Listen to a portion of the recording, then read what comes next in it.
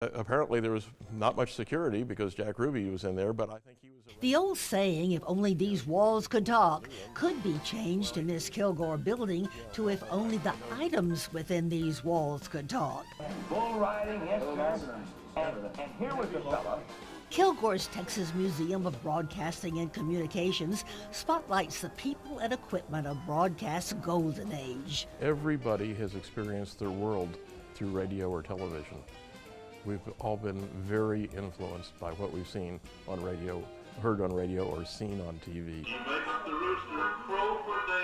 Because of the influence of radio and television on our lives, Chuck Conrad, founder and executive director of the museum, has found that the museum connects with the general public just as much as it does with newscasters and communication technicians. We have a camera here that was there when Lee Harvey Oswald was shot. The death of President John F. Kennedy's assassin is one of the most important happenings of history, brought to us live through this camera on display. But even if you consider Howdy Doody a historic part of your growing up, the museum contains a wide variety of programs and equipment, historic in their own right. The telecruiser is probably the main draw because it's maybe 14 or 15 were ever made. And with only 2 such telecruisers known to still exist, it joins the ranks of museum rarities. The one I sought after the most is the RCA TK41 over here, that is one of the very first color cameras. The acquisition is almost as much fun, and sometimes more fun,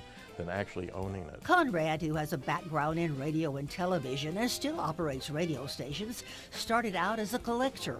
But unlike collecting stamps or coins, space became a problem.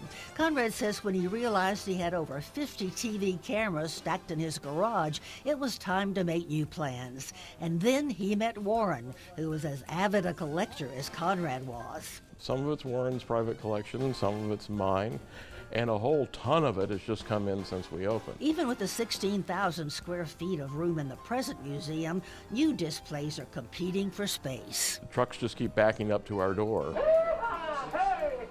Trucks come from all parts of the country, leaving such items as an entire film editing station, as well as 750 pounds of transmitter installation manuals.